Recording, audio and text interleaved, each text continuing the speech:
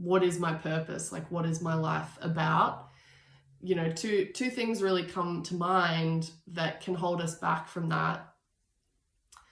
And the first one is just like that, again, highly innate need to have certainty in our lives. So we want to know what to expect. We want to know when to expect it, you know, have that idea of predictability in our lives.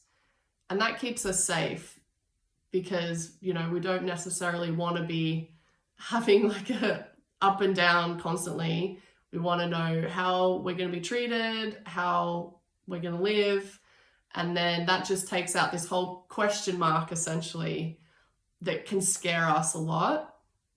And it gives us the stability of being like, okay, yep, I'm set, I'm good.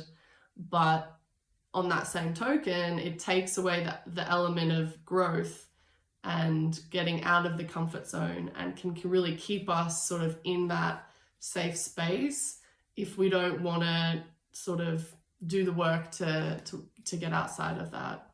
And that can be when fear and anxiety creeps in, where we say like, can I actually do this? Like, do I have the skills? Do I trust myself? Am I good enough? Like, that's such a big question that we can always come back to.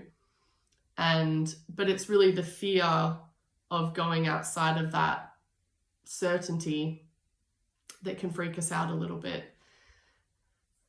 And limiting beliefs would be like the second thing that kind of come up when you think about what can hold us back from like stepping into that alignment and stepping into that true purpose of ourselves and of our lives.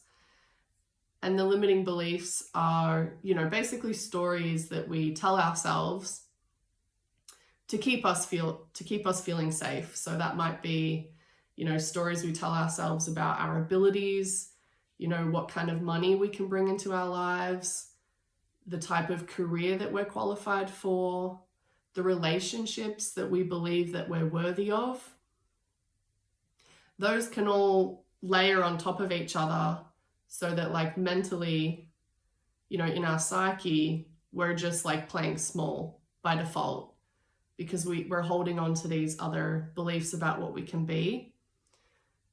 On the other hand, if we have beliefs like, I can do anything, like I can change my life and be and do whatever I want, what's that going to bring into our lives? It's going to bring into our lives the attitude and the mindset that we can do that and that we are capable.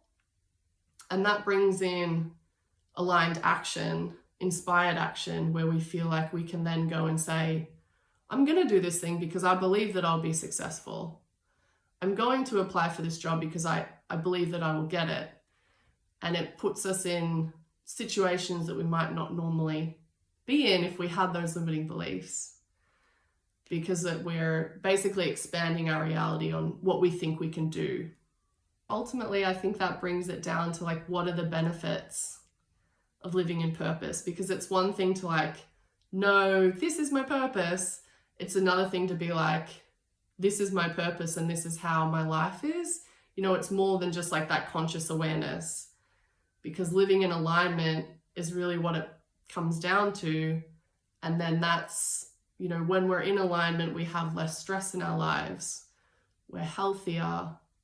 We can have more fulfilling relationships, more fulfilling careers.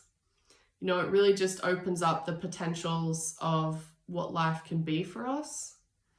And I think that energetically, when you live in alignment like that, you just feel so much better about a lot of things. So yeah, it all comes down to kind of looking inside. You know, we can't have others tell us who our purpose is.